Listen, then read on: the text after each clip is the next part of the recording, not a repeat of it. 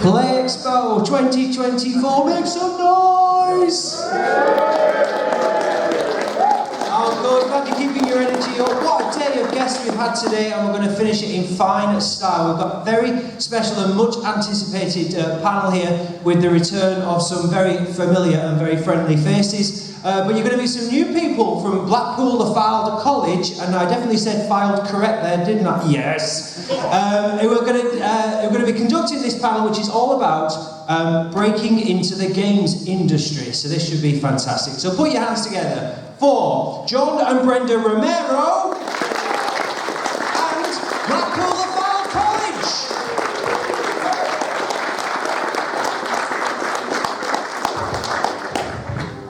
Hello everyone. So, I think we'll just go through a little bit of an introduction of actually who's on the stage, let them introduce themselves, and then we're going to work in through a bit of a short-ish presentation. For anyone who knows me or what I teach, short presentations for me are about 3.5 hours long. So, I'm going to do my best to keep this one nice and short for everybody. So let's just start ourselves off introducing the panel. John, do you want to introduce yourself first? I put legendary game developer. I'm a legendary game developer, apparently. I've made a lot of games, and I started programming in 1979, so you can probably figure out how long I've been working on games. Brilliant. That's just, I don't even know what to say. Wonderful. Thanks, John. And Brenda. Hi. Oh, let's see. Yeah, I'm trying. There we are. There we go. Hi, I'm just learning how to use a mic, apparently. I am an award-winning trailblazer in game development. I'm just reading what's on the slide. Yeah, I'm a game designer. I've been a game designer since I was 5 years old. None of those games are good, or probably even exist. They were all analog games. But been in the industry since I was 15. Wonderful, thank you. And to my right we have Lorna Parry. Hello. I graduated from Blackpool and Fylde College 5.5 years ago now. I started as an intern at Rare, which is an Xbox game studio. And there I am a game engine programmer and deployment pipeline. Wonderful, thank you. And then, it's me. So I'm Chris Willits. I'm the curriculum manager for HE in the Blackpool School of Computing within Digital and Creative Innovation at Blackpool Fylde College. It does make for a long signature, I'll give you that. Okay, so without further ado, let's move on. So we'll start off with just what the games industry looks like. And what this presentation is for, really, is for people to understand what is available in the games industry, but also how do you get there? Where do you start and how can we move towards that point? There are folks in here that are very, very young. There are folks in here that are less young. And again, you can start at any time. It's not about necessarily starting when you're an egg and working your way through. We can start at any time. So just to start us off in terms of the games industry, there are lots of different roles and opportunities available for you and others in here. Stuff in design, stuff in programming, narratology, there's stuff even in social media and community management, all of which are important to the development of games the way that we see them today. And again, there are so many more different areas. We've got big companies, little companies, indie companies, 1,000 different ones. Again, if you were to work at a smaller company, you might do dual roles, multiple roles in some ways. And what I wanted to sort of just ask generally, again, because I'm the odd one out by a mile here, because I teach for a living, whereas these folks all do games dev for a living, so I wanted to hear what they had to say about what their industry looks like, what sort of roles are out there, what do we expect people to be sort of training up for the future of video games. So if we can start with John, what sort of other roles are out there that I've maybe not mentioned or that we perhaps need to be talking about today? Well, within some of the biggest areas like programming and art and design, there's a lot of specialization within every single one of those areas. So it's not like, oh, I have to be a 3D artist doing modeling, because that's just one of the jobs. There's 3D animation. There's actually, we hire animators for cinematics specifically. We hire animators specifically for like characters. We hire animators for creatures. They're all different. And some people are just like, I really care about like making really weird looking monsters. So you can become a concept artist. That doesn't mean that you're going to be drawing 2D stuff. Like today, tons of concept places do everything in 3D and they use Unreal 5. So like you would contact a place and give them a bunch of reference art from movies or other games or whatever, and just say, I want something that looks kind of like this, but just you describe all your changes, and then they make a scene in Unreal 5 based off of what you described in all your references, and then you just tweak it back and forth with them, and you can just say, can you make it like nighttime? It's like, it's done like that because it's all 3D. So concept art is really cool nowadays. It's not like, oh, I have to be a Disney artist. You can just be a really great ideas and learn how to model and then put stuff together. Even our creature art is full 3D, so they can just pose it, they can rotate it, they can do whatever. So it makes concepting stuff much faster and way easier. You don't have to redo 2D stuff all the time. And that's just one thing. Like there's so many jobs in programming, the specialization in programming. Build engineers, one of them, and you have to learn a lot of stuff on that's totally different than game development to do the build pipeline. And that, like, if you don't have a build pipeline, you're not gonna have a game. You have to have a build pipeline to actually take all the work that your team has done and turn it into something you can all test. And other people can test on all the platforms that you're building for. So those build engineers are critical to getting the game out to anyone that's going to run it. And even within that job, there's a lot of different roles. Like DevOps is one role that people take. That's basically you're in the command line, and you're in Linux or you're in Mac OS, and you are basically or you're in Putty or something, and you're like executing shell commands into a server, and you're spawning up new servers, or you're running VMs all over the place, or Docker containers. It's a whole other world. But you have to have that to even just deploy a game. And that's just one of the many. Like when you're talking about AI, there's all kinds of AI programming. There's graphics programming, lots of specialization there. So anything that you're thinking of, even on a team that you're building that has all these different people on it, you don't just mix and match programmers. It's not just that programming, we're all using the same language. But some people do a certain thing way better than other people because they've invested years learning it. Those specialists are what you need to make that part of your game great. And that's why there's so many roles, because there's so many things that are in a game that are unique. So pretty much there's like 100 different roles, I'll just say, probably, on a team, depending on the size. The AAA, there's like 100 different roles. Brilliant. Laura, anything to add to that one? I completely agree. Even just within engine, we have lots of little sub-departments. We have like rendering, there's engine itself. We have developer experience that develop and maintain in-house tools that we make, and we all use different languages, infrastructure. We deal with the farm health, and that's just in one department. That's not even gameplay. Great, awesome. Brenda, have you got anything to add to that one? If I can get this, there we are. I would. Or there I am. It's not just me, it's this button. You know what I would add? Like, if you're curious about what roles are in games, look at the credits of your favorite game, because all the jobs are listed there. And I think the roles that, like, if I were brand new to the industry, or somebody who works in a related field, so you do art, but you're not necessarily doing art for games, or code, but not for code for games. The easiest places to get in are typically UI programmers. The UI programmers or props. If you're art side, doing props. I'm trying to think. Writers, I think what you did getting in as an intern, the amount of interns that we've brought in and have kept, it's quite a few. So I would try, if you can get an internship, like we do internships every single year for underrepresented folks in the industry. So People who are neurodivergent, people who come from poor backgrounds, people who in some way, shape, or form didn't ride the privilege train. And so, we've hired, I think, everybody who came in through that.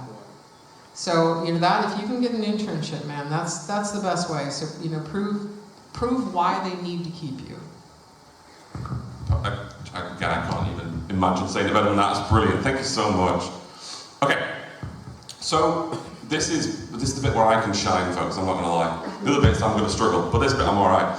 In terms of pathways, in terms of skills, how do we get into game development in some way, shape, or form? Or the games industry, in general. It can start earlier than you expect. I speak to kids when we've had people pop up to our store today who are 10, 11, 12, 13. I want to be a game developer. What do I do now? Or mums and dads are asking, what do we do now? How do we get there? The first thing I'm always going to tell them is, at school, get good at maths. Allow yourself to be good at mathematics. Mathematics is just going to build that logic. It's going to allow it, and it's going to translate really easily into some of the stuff that you're going to do when you become a programmer. Or anything, really. Additionally, on that same sort of line, I always say English as well. Your written work, your vocal work, things like that, always so important to be able to communicate. And then kids these days are doing more computing than we did when I was a kid, I can tell you that much.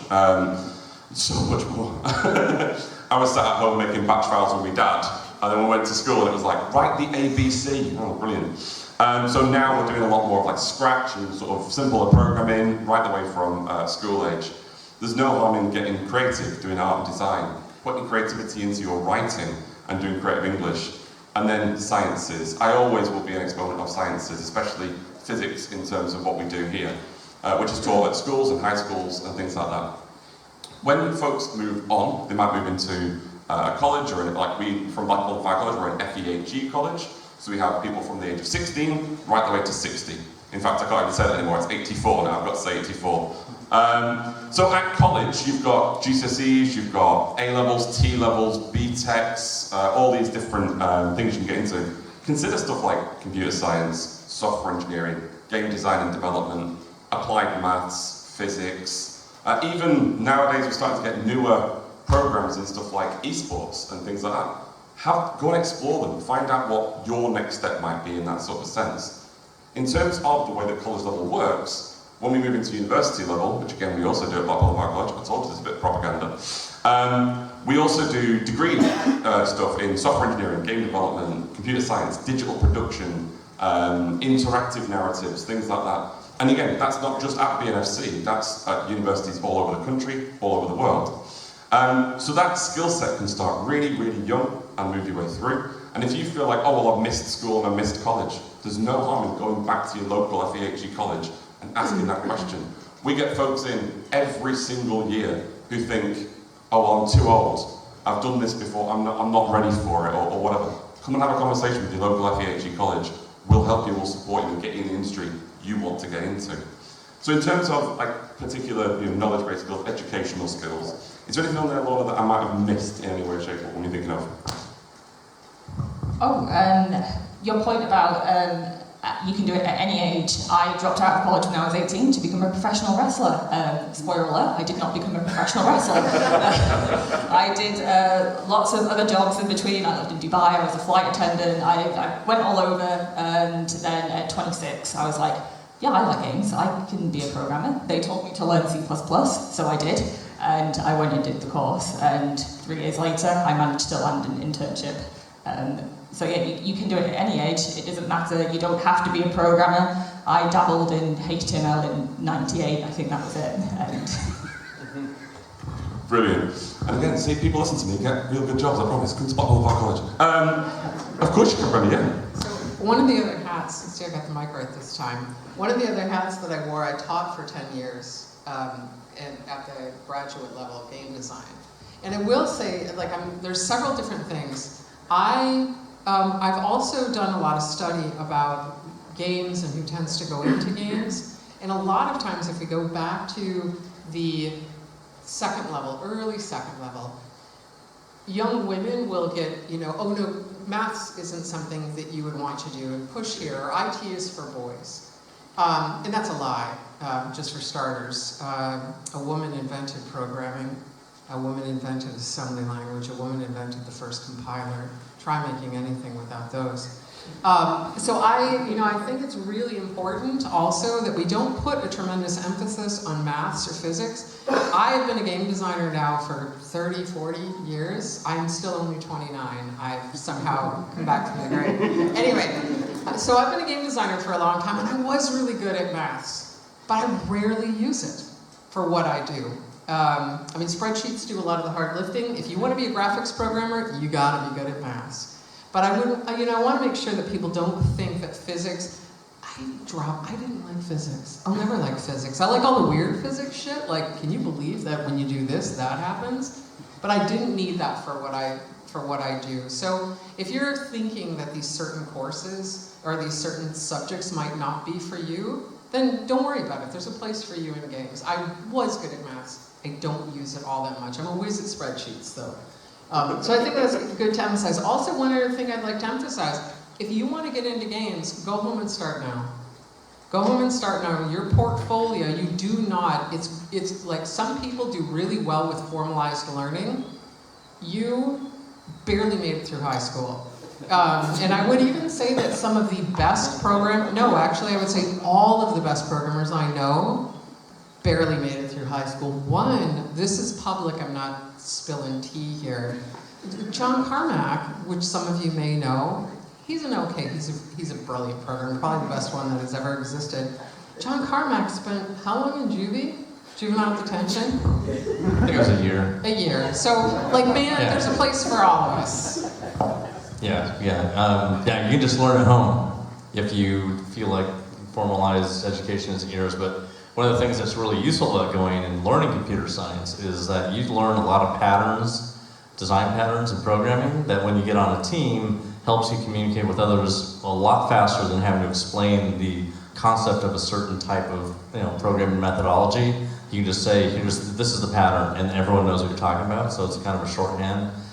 There's a lot of algorithms you use that mean that when you're going to implement something, you kind of already know the right approach.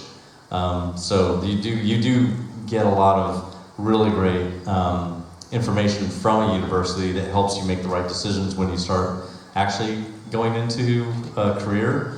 But the funny thing is that when you actually graduate after 4 years and you are a programmer and you get in there to do game dev, you find out that you barely know enough to talk to a game team. You can now talk to them and you can now actually start learning. Like, you have to learn all this stuff to even be able to get to the point where you can learn the rest. And a lot of people say that once they get on a game team, the first several months are more than the 4 years that they spent. It's applied, and schools can only teach a certain amount of knowledge that they're allowed to teach. Like, the bigger the university, the harder it is to move forward. Because this industry moves so fast, technology changes constantly on a daily basis, and universities don't change that fast. The thing is, they get you to a point where you can actually learn the rest of that very quickly. It's almost like in any domain, there's work going on at the bleeding edge. In quantum mechanics, there's a lot of work going on there. You have to graduate college at a certain point to be able to even reach the edge. But you won't really reach it. It'll take you years to get to the point where you can even get to the edge if you don't actually get an accelerated learning. I forgot, I got carried away on some other random tangent. One thing that as somebody who's taught college for 10 years, the students who show up with coding knowledge will far exceed, and this is regardless of discipline. If you're coming into writing, but you also know how to code, which means you can script stuff, any students that I've ever had that were exceptional, all of them came in with some degree of programming knowledge, all self-taught, but it was really getting into college, getting that refined. That you can see it makes a massive difference. Everyone on our narrative team scripts. Like, you don't just get to write dialogue and come up with stories, you actually make it happen in the game. And we provide lots of tools for them to actually implement it and change the way that the game flows. The programmers make these tools, so the programmers aren't actually having to make missions happen. They provide all the tools for the narrative team to write that in the engine. So you actually, even though you're a writer and you have lots, you've learned all of this skill in writing. When you get on a game team, you actually learn even more. You learn how to script and make it happen. So it goes even deeper than that.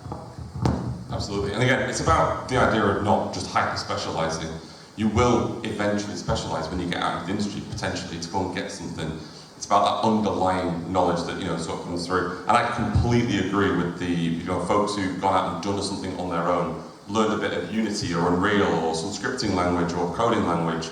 Those people who start our foundation degrees and our degrees, they excel. They're the ones that are going to get those opportunities of even bigger jobs at the end because they've got a wider portfolio, they've done more of it, and they're able to sort of show that off.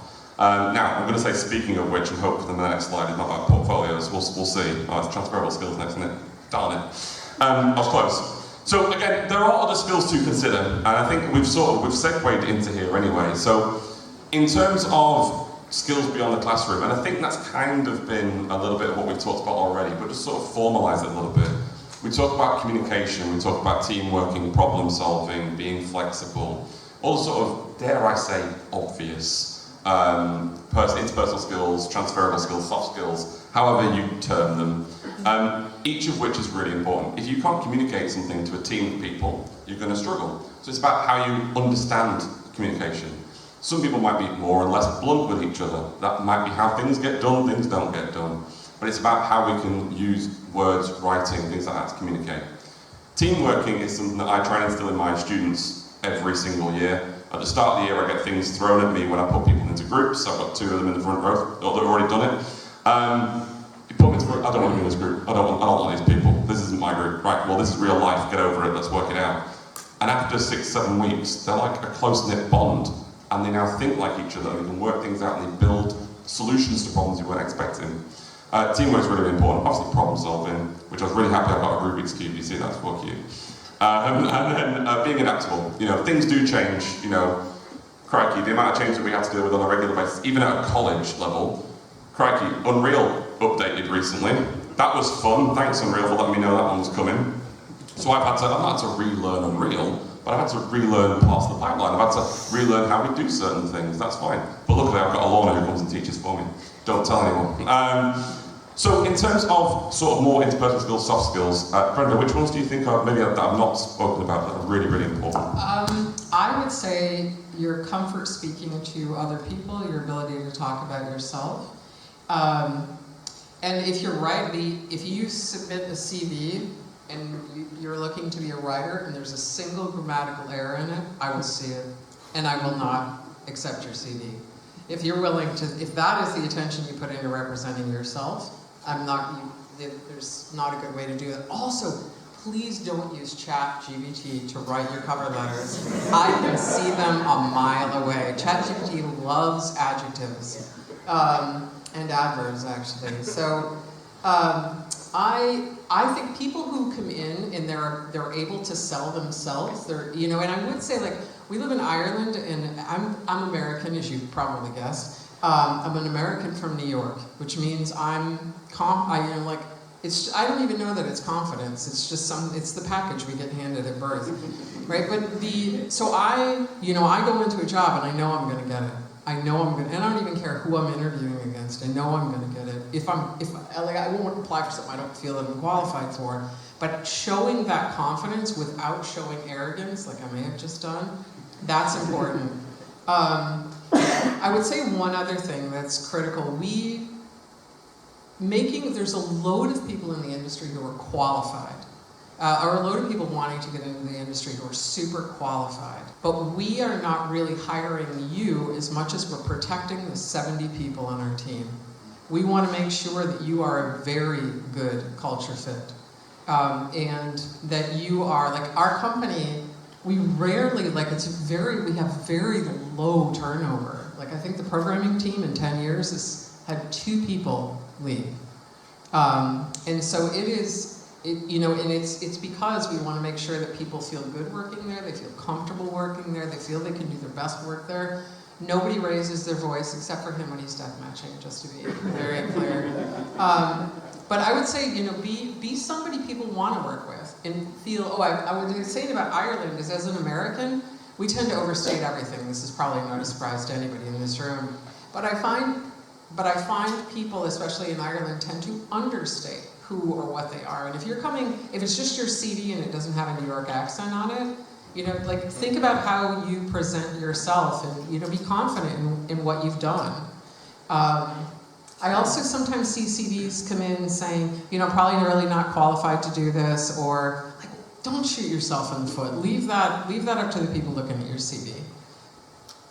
Also, one of the other things that's important, and this is after making games for a really long time, it's important that when you're working with other people that you have respect for everybody, which means that people, like she said, they're not raising their voice, they're not throwing chairs, they're not like making fun sarcastically, there's no passive aggressiveness, it's just like everyone's professional, it's an adult studio, everybody knows how to resolve differences, they don't get heated, you just try and understand the other person's viewpoint, and there's always going to be a decider, so whether your viewpoint is valid or not, the decider is the person who says, this is how we're going to do it. Thanks for your input, this is how we need to do this.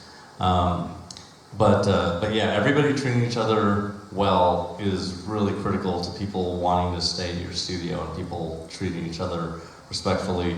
The other thing that's a real big part of the industry is everyone worrying about crunch time. And in our studio, we don't do crunch time. We like, if it's 6 o'clock, you need to go home and don't work on the weekends. And if that means that we can't make the rest of the game, we're in a process of continual scope and rescoping on a daily basis. So if things are falling behind, we figure out how to get it done or push it off or get rid of it. We do not decide that you're going to work longer to make it in the game. That's not why we're making games, to work super long hours. You know, like I did that at the very beginning because I loved it. I wanted to do it. No one ever told me to do it. But like when you are being made to do it, then it's crunch mode. So it's important that people, like even we have enthusiastic people that would not stop working, and we have to tell them to stop because I know you like what you're doing. Just like come back tomorrow, you know, when work stop right now, and it's great. You know, that's how you keep people energized. They're not getting burned out. You know, you're not burning them out, making them work too hard. So no crunch mode. The game quality has to be the highest. So that means that you put less things in the game, just higher quality, and you figure out how to get there. That's a really good team of producers helps make those decisions as well, and then you are not burning people out. You're making the highest quality thing you can. You try and put a lot of stuff in there. Your game, when it comes out, is different than when you first thought what that game was going to be. Like that's always what it's like. But you're always making the best decision for the game every day. And the reason why people are still making games, why people would make them as long as we've been making them is because every day should be a really great day in game dev. It's not the day that you launch is not the important day. Every day is important. And getting to that point is just one of those days. And then there's post-launch. There's stuff to do after launch, so it just keeps on going. So you have to treat it that way. It's a thing you do every day. Make it fun. Be respectful, have fun, learn stuff all the time, be excited about it, and having a team with a lot of different kinds of people on it. Everybody's hanging out, they have social channels, virtual pubs, or they just go out to the pub if they're in town together. But the people that work together actually like hanging out together because we try and match everybody's personality on the team. Perfect. And again, the idea of we've had like confidence, which is brilliant, respect given and received and all that sort of stuff. Laura, anything to add to that? Teamwork is extremely important. I'd like to point that one out again. I know programming is sort of seen as like a lone wolf, stereotypically, but being able to work within a team is so important. And I've been running the engineering internships at Rare for the past 3 years now. And this year we had 900 applications, and I looked through every single one. And one of the things that I do love seeing, like transferable skills, is customer service work. So if I've seen you've worked at Tesco, if you've worked at McDonald's, if you've interacted with a team, I know that you're going to have those transferable skills. And often when I talk to people at the college, they're like, oh, I didn't realize that was a soft skill that I can transfer into the games industry. And I'm like, absolutely it is. Awesome, that's brilliant. Yeah, I love that. So we've got, on top of my brilliant ones, obviously, we had confidence, respect, and customer service, which, again, 3 to add to that one, indeed. Okay, so 2 things that I think are crucial, and I think have become more and more crucial the more I have interacted with industry people or different companies, or even our alumni, is what's really important to get you there, what's really important to sort of get you actually into this industry in some way, shape or form. And the 2 words that always come up are portfolio and networking. And we're not saying it is who you know, it's how you get yourself out there. That's what's really important. So use events like this to talk to developers. Go off and show things off. Okay, it's not always free to do so, but there's ways of making it free. Additionally, again, big developers, small developers, it doesn't matter, we've got bots from Romero Games here, we've got people from Rare, there's about 10 different indie developers in the main hall, I think, as well. Go and say hello. Go and see what their journeys were. Ask them what they would do. Oh, I've got something to show you. How do I send it to you, etc., etc. That sort of stuff really super important. Another one, the one that sort of comes up the most is portfolio. So in terms of a portfolio, what I mean is I'm talking about stuff like professional profile, showcasing of your projects, game jam submissions, code samples, technical work, depending on which area you want to get into, you want to focus particularly. We've got design documents, and then we've got artwork and narrative samples. John, have you got anything that you think you look at in a portfolio and go, that's what I'm looking for? Well, yeah, so having portfolios come in all different representations.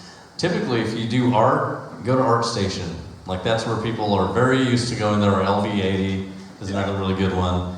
Put your stuff up there.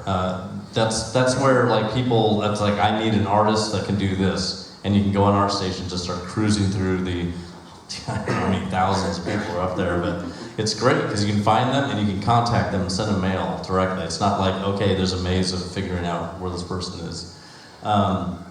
When you're building a portfolio, having a web page that has videos and screenshots of your thing, you don't need to let people download your stuff. No one wants to do that anyway. They can see screenshots, you can describe it. Like, one of the things that was mentioned is that level design is a massive field. It is very important. I mean, for level design, you have level designers that will come up with like the idea of what the level is supposed to be, and they're going to do what's called a white box of the level, which is basically just making out of boxes of specific sizes that have been determined by the metrics of movement of your character.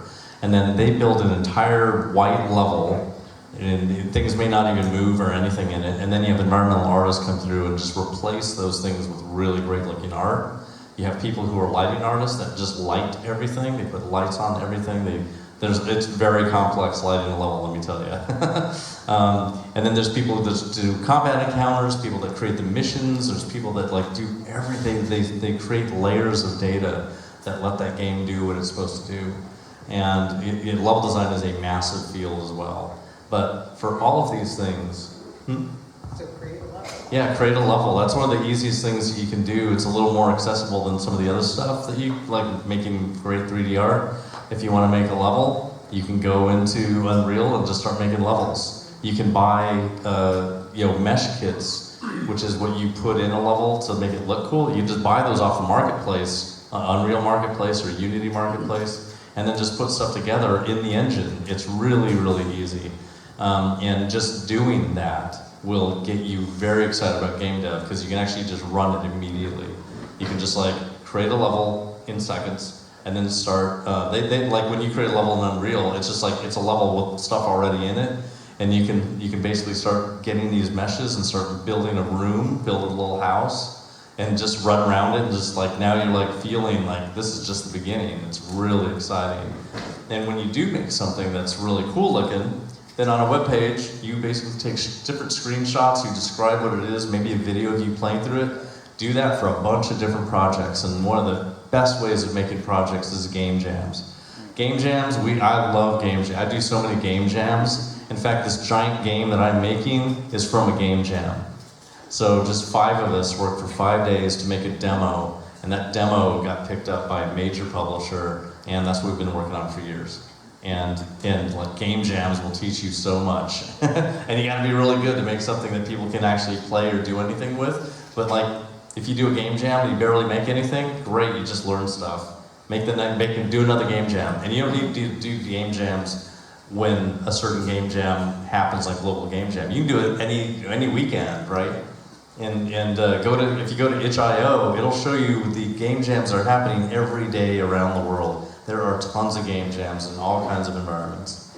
So yeah, do game jams. They are the best thing ever. I could not agree anymore. Again, the idea of game jams is not new either. It's something people have been doing for a long time. It's just got a name in the last sort of 10 years. You go and get involved, do them. There's no stopping. Again, you can hand in something that's a bit rubbish. It doesn't matter. You're going to get better for the next one. That's the best bit. Brenda, have you got anything to add to this? One of the things to think about is, especially when students are graduating, like right now, you're probably aware that it's Armageddon level in the industry, right? That doesn't mean that, so there's been a lot of layoffs. That doesn't mean that people aren't hiring, right? You know, there are roles open, there are entry-level roles open. People can't staff an entire team with people with 20 years of experience. Well, they could, but they better have a lot of money. And I think I review, until very recently, when we got like a full-time recruiter joined the team, I reviewed almost all the CVs. And I can tell you, here's exactly how it goes. I don't read your cover letter. I will read it, I will care later. Right? I don't read your cover letter, I'm looking at your skills. If you're an artist, I'm looking for ArtStation and I click it. And I would deeply encourage you, if you have 10 and you're like, I don't want to put just 5 things up in my portfolio. I need to have 10 things, so you've got 5 things and 5 things that are please do not include those. I would rather see one really good thing. We've in fact contacted someone based off one really good thing. So do not include the junk. If you are learning, for instance, let's just say you're learning how to, I don't know, you're learning something, whether it's something in interactive narrative, post that, right? Show your game development work, because I will go to your site before I read your CV. I want to see, what I want to hire is somebody that obviously likes games. And this is kind of going back an earlier question, but if everybody likes games, I know y'all are competitive, right? And you need to think that you are going versus everybody else in the CV pile. Don't come out of school with just your games. Come out of school with game jam stuff. There was a student we had eons ago, and if he had to learn something, he would make a game to learn it. Like, he's just now getting to learn whatever. You know, he's learning pointers for the first time. Okay, well, he's going to make a game in which he shows this, and it said all this in his thing. So the result is that he's graduated from a master's course. You clicked into his webpage, and he had like 50 games on there, and he explained why he had created this, and that told me this is a person who is in love with games. This is a person who wants to do this more than anything else. So go at it, like, just be ferociously competitive. When I was teaching in college, I remember there were some students, so there was Will and Dave and Darren, and yet another Dave, and yeah, so there was, like, Ian, and those students were like, people would go, well, yeah, but that's just Dave. Like, Dave is, like, yeah, of course he's going to get, but that's just Dave. In that whole class, it's probably just going to be Dave that gets in. So whoever the person that you're like, man, yeah, but they're a superstar. You need to beat that superstar. And so I think that's important, and show, like, whatever your excuse is to whatever you're learning, use it as an excuse to make a game. I would also add, for those people who are thinking about, you know, getting into narrative, there's funny enough, John's childhood best friend. He was a Hollywood writer. He really wanted to get into games. And he said, how can I do it? So he contacted me, and I said, well, make a game in Twine. And there's lots of Twine, Inkhole, Fungus. There's a ton of different tools you can use to make a narrative game. He got a job working on Life is Strange and won a BAFTA. That's a true story. Kind of a ridiculous. He wrote Life is Strange. Yeah. So the whole story.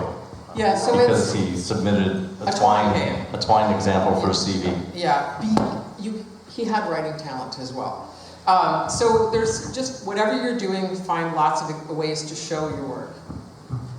Perfect. And again, in fact, I was talking with students at further education, there were 18 saying, oh, I want to be a game writer. I said, use Twine, so I feel very vindicated today. That's a good start. I like that one, that's brilliant. I use games now. What do you think now? Okay, I'm going to go and do some more research. Look, oh, here's the new twine. Feeling that one all day. Lorna, anything to add to the portfolio element? Yeah, so I know when I'm looking through portfolios, and again, I see them when they've got great games on them. When I click on them, and there's just a picture and a name, maybe a brief description, I'm like, great, I'm going to need a little bit more than that. I love seeing reflections on your portfolio. If you can tell me why you did something, why you didn't like it, what you thought went wrong with it, how you would fix it in the future, maybe you'll come back to it. That shows me that you probably actually did make the game, as I've seen some of that going on lately, and you can talk about it. Yeah, I think the idea of authenticity in a portfolio is quite important, especially with ChatGPT sets with AI art behind it. That's my fault, by the way. Right, so yeah, authenticity, really, really, really important. Okay, so this is just like, we've kind of covered a lot of this, but this is just some general advice for anyone who's an aspiring game developer. Obviously, we talked about building portfolios, we've talked about education, and again, education, when I say education, obviously I mean, you know, further education, higher education, yada, yada, yada. But I also mean, go out there and learn stuff. There's no harm in watching a YouTube video that taught you something. The way that I learned Unreal, I didn't have someone who could teach me how Unreal worked at the time, and we wanted to deliver it. So I was like, right, I'm going to watch YouTube videos. I'm going to go and watch TED Talks about it. I watched, Linda, before it was LinkedIn Learning. I went and did courses. I've got an account on learn.unreal.com. I still have that now, even though I'm a teacher and I'm supposed to be good at it. I learn new stuff every single year, just by constantly being educated. There's lots of different ways to consider that education. Again, we said get involved in game jams and gain some work experience. Work experience in the gaming industry can be very difficult to get hold of. But this is where I mean, come here, ask people the right questions. Very shortly, by the way, I will ask for some questions when we can start this. You know, it's get out there, put yourself out there and do that sort of stuff. So one massive piece of advice that you'd give to someone coming into this industry, I'm going to start with Lorna. What would that, do you want me to not start with you? Lorna's like, go away please. I'll come back to you. Brenda. Oh God. What's the one like punchiest piece of advice you give to someone trying to get into this industry, who's perhaps not started yet? I would say, all right, sorry, like, caught me off guard there. No, it's okay, I've got it now. I'm assuming again that everybody in the audience plays games, and you've clearly died in the game before, especially in some of your games. So if that's the case, you look at your career and look at getting into the game industry, pretty similar, you know, just load your save and try again, load your save, try again, get better, level up, load your save, try again. Like, you know, when we got into the industry, it was, I mean, it was kind of barely an industry back in the early 80s, but so now, you know, it takes more. We've had, you know, people who are experienced, but from other areas. Like, we had an educator who taught Unity and was co-located with our team for a while, just to get an idea of what development is. I would say, you know, so I think just be competitive, keep trying. Like, if it's what you want, you'll get in. Like, lots of people, I know loads of people actually, who have been like, well, that's great, but I also need to eat. So they'll go, you know, they'll do something else, but they're making games on the weekend. And there's lots of active game communities that start that way. So yeah, just keep trying. I think the idea of someone saying, I've not got time, is a really interesting thing. You can make game half an hour a day, you know what I mean? Just spend half an hour a day doing something. You'll learn skills that way. I mean, crikey, there's a thing called Duolingo where you can learn languages in 10 minutes a day. So if you've got that, do that in C, do that in writing, do that with ink, not twine. You know, do that however it is that you want to sort of get into it. I love that. I like the idea of me going through E1M1 and doom, just dying constantly and going, nope, gotta get better, nope, dodge that one. It's the exact same thing in what you want to do here as well. Awesome. Do I dare with Lorna? Go for it. Yeah, I think mine's going to be just do it. Don't be afraid of failing, and don't think you have to know everything to start. Just find a tutorial on YouTube, just start, mess around, just start doing it. Brilliant. And John? Yeah, when you're starting to make your first game, it needs to be Pong.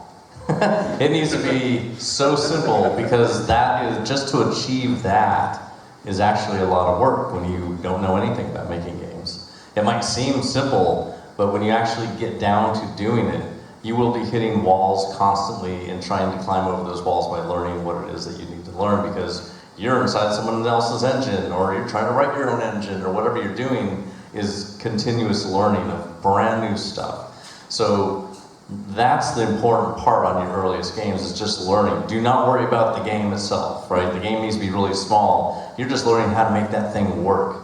And then you make another very small game. Do not start making Final Fantasy VII. Do not. That's not going to happen, right? Nobody even wants to see that. If you try and submit a CV that you just made Final Fantasy VII, they would not even, they'll throw it away. It's not going to happen. You actually did it. It has to be small stuff. Like, those are your goals. And everybody in the industry is so different than out of the industry. So everyone in the industry knows how hard it is to make a game. And they know that all these small steps, they all add up to getting, like Doom was my 90th game. I made 90 games before Doom. And that is a lot of little steps, a lot of learning another little thing, and then incorporating those new things in the next game and make it maybe a little bit bigger or just the same size but different. But I made all my earliest games were just a ton of small things just to get better at a new game mechanic, or maybe a new language, or new optimization, or graphical trick, or something. So yeah, focus on the learning part. You know, make the game, make a really small game, but your focus should be on getting good doing it. And that's how you find success and want to keep doing it, is because you figured out something new and you finish that little game. You define your game, every little game, define how you're done with it, get really good at closing the game, get good at finishing it. Don't like start it and then like abandon it and then start another thing. You need to know how to finish a game. And the smaller it is, the harder you see that 10%, that last 10% is. So getting to 90 is easy. It's that last 10% that actually takes time. So do that. Make small stuff. You're learning a ton, even making a little adventure. Try to make an adventure game like the ones in the early 90s or late 80s. Those things are hard to make. You know, but they're really fun to make too. So yeah, do that. If you like, I doing game jams. One of the game jams I did in 2017 was to make a little adventure game without a character on the screen, so it's kind of like a first person, but not that viewpoint. We did a 10-hour game jam, and you can see that game. I put it up for download. It's on 4 platforms. Did it in 10 hours. Just me and a programmer at our company. And we just did it at a place in Galway, because they have Galway game jams. And so we did it, and it's called July 4th, 1976. If you go to playbarf.com, you'll find this game. You can find it, Android, iOS, Windows, and Mac. And if you just want to see this thing, it took us 10 hours. You can just see, this is what game jam games are. That's just the level that they are. So, yeah, and it was really fun. And it was like 10 hours going as fast as we could. There was no time to eat. It was all making this thing. It was really, really fun. Game jams are just amazing. But check that out if you just want to see, 10 hours and put it up on the internet. It's on the iOS App Store and everything. Perfect. And again, I think that sort of, the different stuff we've come up with here is all good advice. My advice as well is play video games. Like, you've got to play video games. You have to. You have to understand what your audience might look like, what different games are doing now, what you would do to a video game. One of my favourite lessons to teach is take a video game. What do you change to make it a completely different video game that still people will want to play? In some way, shape, or form, or make it a more, multifaceted thing. Okay, so with that then, I think we're sort of somewhere near. Right, perfect. So first things first, folks, we've got our get in touch with us. All of our stuff is up on the screen behind me. I should probably be better at this, being a teacher, but I know it's gooder than. No one knows that, right? So what we've got about 10 minutes or so for a little bit of Q&A. If anyone's got any questions, we'll run around with a microphone, or even better, we'll run around with a microphone if you've got any questions, and then after that, like I say, we can always talk about any other questions you might have that you're not really wanting to ask questions about right here. We're at the stand tomorrow, Blackpool and Fylde College stand in the Traders Hall, and John and Brenda are both at their stand tomorrow in the Traders Hall. There might be about 15 minutes before we get back, but don't count on it, alright? Okay, so we've got our first question. Hi, I anticipate that most people don't live anywhere near Blackpool and Fylde College. So if we were going to enrol in a course somewhere else, how do we know what do we need to look for to know that we're going to get the educational standards that we're going to need to develop games? I think that's a brilliant question. And again, I would say that Blackpool's not far enough for anyone. No, I'm kidding. So what we're looking for, industry links. That's what I want to see. I want to see who do they go and partner with, who do they talk to, who do they have in as guest speakers and guest lecturers. When we're writing, especially in higher education, which is like degree level stuff, I want to see who was linked to it. What were the names on there? You know, with some of our degrees we've had Sony, we've had Splash Damage, we've had a lot of other ones in the past. You know, we're hoping to have Romero Games and Rare in the future. You know, lots of different things. If you start to find places, and I will stress this, and I know it's on YouTube and a lot of stuff, there are some bloody fantastic courses out there that are not at Blackpool and Fylde College. I'm not telling you where they are, alright? But there are some really good ones out there. It means that you've got to go and do your research. Another thing that I'd say is, if you can, if it's possible, visit these places. Have a look around, talk to the staff. Are the staff personable? Are the staff what you're expecting? Do they know what they're talking about? What's their equipment like? Are you going to have a good time? You know, obviously I can say that knowing full well that we have been in a place in the past where we didn't really have the equipment. You know, and now we're starting to have more and more of that, as are some other FEHE colleges, but also universities across the UK, really. But yeah, absolutely, partnerships with industry is number one for me, absolutely. Yeah. Perfect. Thank you so much for your question, by the way. Does that answer your question? Anybody else got any more questions for us? It doesn't have to be just to me, I promise. Perfect. We've got them running around, this is brilliant. Can you come and do my lesson afterwards as well? That'd be great. Hi there. If you were going to give advice to a 9-year-old or a younger kid who wants to get into developing games, specifically programming games, would you recommend they sort of start getting C++ books or do some Game Maker or some simpler language? Scratch. Yeah, start with Scratch. No one needs to learn C++ until they're like in college, probably. But This is a little bit of tea. John started both of his daughters on what language? C. Yeah, but Scratch wasn't out then. So Scratch is great. There's also some really great things that you can subscribe by mail, and they will send you kits. And these little kits will let you, will let them like create games. I think even on an iPad, and it'll run on an iPad or a tablet, an Android, because it's all reachable through the web, so it doesn't matter what the device is. But it's really cool that you can, like, kids can program something really simple. At the very beginning, it's just like logic, how logic works, and then when they figure that out, they can eventually get to a language like, say, Lua, which is a C-based language, but it's very simple. Very simple. Hundreds of games have been published in Lua. And then eventually move up to C and then C++. Those languages, it's all about dealing with memory, which you don't need to think about when you're in learning mode with scripting and stuff. It's like the next level of learning is dealing with pointers and memory and that kind of stuff. I'd add to that. So one, especially if it's, there's like two things I think regardless of age. If you're looking to become a writer, for instance, you need to study the classics, you need to study the great authors. So even with kids or people who are, actually anybody, study great games and study them as a text. Why is that game great? Like, we would have conversations with our kids when they would say, oh my god, this is the most, what's great about it?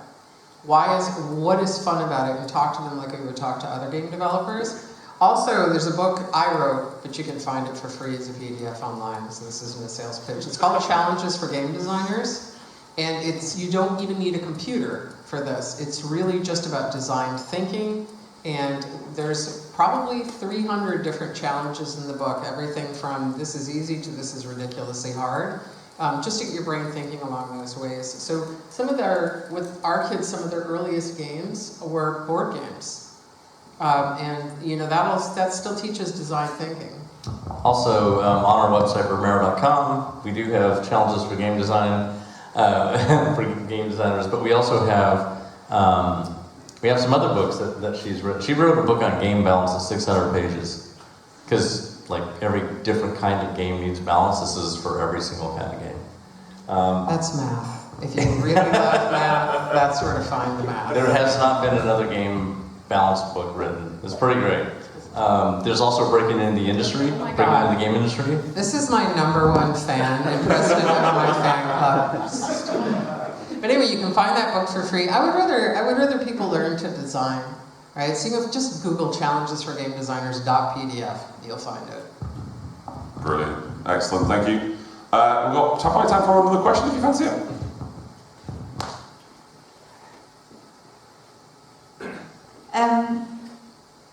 Would you say there are pros and cons to working with an indie studio versus a AAA studio?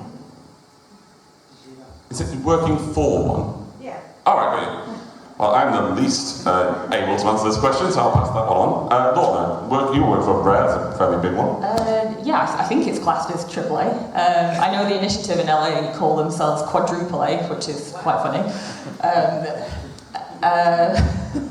I'd say I don't know about indie development, but I know just within our company, it's very split up, so you can go very niche. You're not really going to work on all areas of the game. You're going to be in certain departments, and if that suits you, like I knew I wanted to be engine. I don't particularly like doing gameplay programming. I find it quite tedious. I prefer doing crash dumps, looking at stuff in assembly. I want to make the game engine go faster. I like big number go small. That's what I like to do. So AAA works out quite well for me. Yeah, so I've been an indie developer pretty much my whole career. No matter how big the company is, well, unless you're invested in from investors or you're owned by another big company, you're probably an indie. If you own your own studio. In an indie company, a lot of times you have to do a lot of jobs because you have way less people making the game, so typically people get to touch a lot of the game, which is super fulfilling. It's really, really fun. Like, we were making a game called Empire of Sin, and I did production and I did all the audio in that game, and it was really fun to do that. But like with indie games, like Gunman Taco Truck, there's like 3 of us making that game, or 4 of us, something like that. That was Donovan, our son, who was 9 years old, came up with the game idea, and we thought it was amazing, so we made this game. And it was a very small team, but like each of us had so many different jobs, but it was like, it's really fun doing that. When you get into a really big AAA company, you get to do a single thing, and you have to do it really, really good. So, and that's great, you know, you can say, yeah, I worked on that level, you know, in the game. That was my level, I own that, out of all of these things in the game. But like, you know, and that's like to learn how to do it at a really high quality. It's just really good to know that if you go back to indie, you can bring all the stuff that you learned from AAA back. And AAA games, they typically cost $75 million or more to make. Okay, does that answer your question? I could add something to that. Of course, yeah, please do. So I think sometimes when people say indie, they mean smaller companies versus like more established AAA, which is typically a big company. And I really think it depends on what you're looking for in your life. Like small startups, indie teams, like our Romero Games is now, we're 10 years in Ireland. So we're at the point where we're able to add more benefits. Everybody who's on the team owns part of the company. And so, that's stuff Menopause policy. You can have days off for menopause. Why? Because I said so. I was just like, I've never seen it, so I made it. Anyway, thank you. We have a lot of good benefits. What am I doing? Don't encourage me. Anyway, so I think it's like if you're looking for something, like startups, you learn so much because there's few people there and there's all kinds of stuff happening. Where we're at now, it's 10 years, it's pretty stable. I feel like I just jinxed it now. It depends on what you're looking for. I would say, I wish I'd had this advice. There's a game designer, his name's Manveer Air, and he also a level designer, and what he would look for is what's your last score. So he wants to see what is your your last games, yeah, like were your last games hitting 60, 70? So he would only work for an 80 plus or over studio. And man, that's, you know, like stick with the winners because that's where you learn a ton, you know. So it just really depends on what you're looking for. And ask people too, like, do they like the studio? Do people stick around the studio?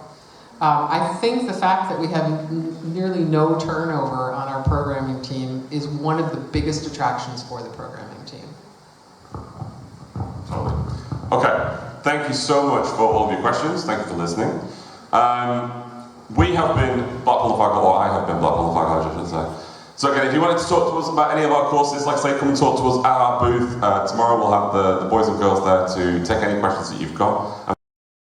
And wandering out and wandering off, just ask us any questions you've got, no problem whatsoever. Thank you so much, Lorna, for being here. Thank you so much, Brenda and John. Thank you, everyone. It's been a wonderful time. I'll see you soon. One more time, please, for